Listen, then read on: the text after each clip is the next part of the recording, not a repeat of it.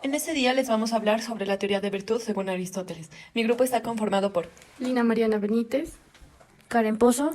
y mi persona, Isil Rosero.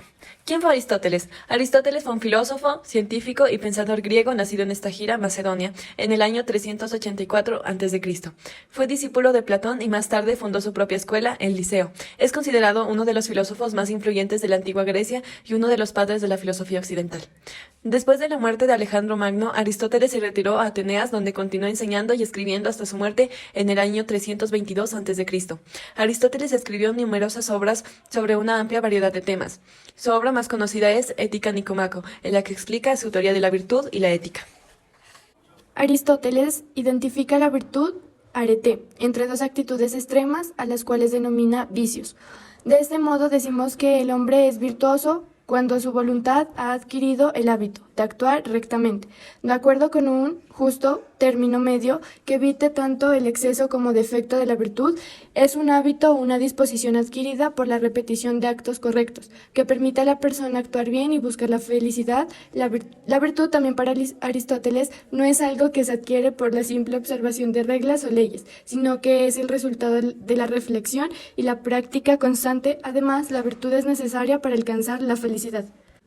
Clases de virtudes. Primeramente tenemos la virtud moral como hábito. Aristóteles sostiene que la virtud moral es un hábito adquirido, no es innata. Se desarrolla a través de la práctica constante de actos virtuosos y se fortalece mediante la repetición. La virtud moral implica tener disposiciones virtuosas arraigadas en el carácter. En segundo lugar, el punto medio virtuoso. Aristóteles explica que la virtud moral se encuentra en el punto medio entre dos extremos viciosos.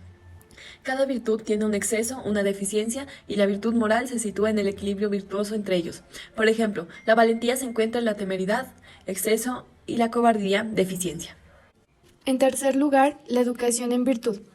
Aristóteles destaca la importancia de la educación y la crianza para el desarrollo de la virtud moral.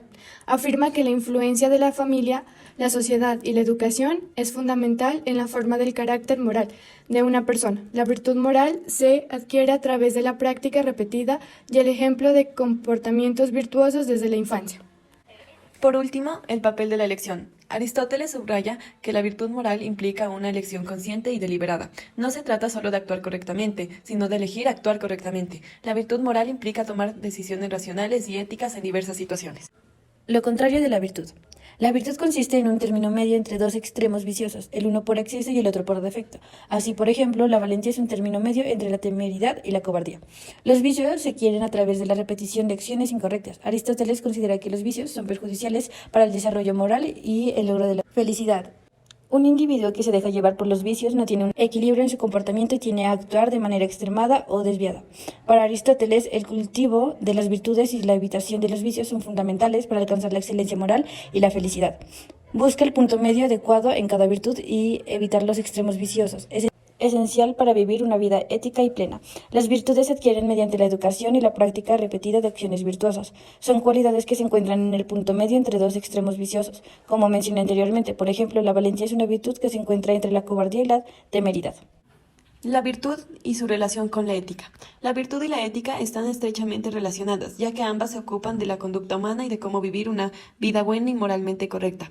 La ética es el estudio filosófico de la moralidad, que busca determinar qué acciones son correctas o incorrectas, buenas o malas, y cómo debemos comportarnos en frente de estas situaciones. La virtud, por otro lado, se refiere a los rasgos positivos del carácter y la disposición moral de una persona. Implica cultivar y practicar cualidades como la honestidad, la justicia, la generosidad, la valentía y la humildad. Las virtudes se consideran valiosas en sí mismas y se consideran esenciales para llevar una vida ética. La virtud como término medio entre dos extremos, ética y virtud. El justo medio no se define de manera precisa y universal, sino que varía según la circunstancia y la característica individuales. Aristóteles argumenta que encontrar el justo medio requiere de la prudencia y el juicio práctico, ya que no hay reglas fijas que determinen el punto exacto de cada situación. Es importante destacar que el justo medio no es una simple mediocridad o una posición neutra.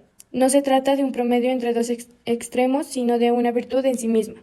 El justo medio implica encontrar el equilibrio adecuado y la armonía de la conducta y las acciones, evitando los excesos y los defectos.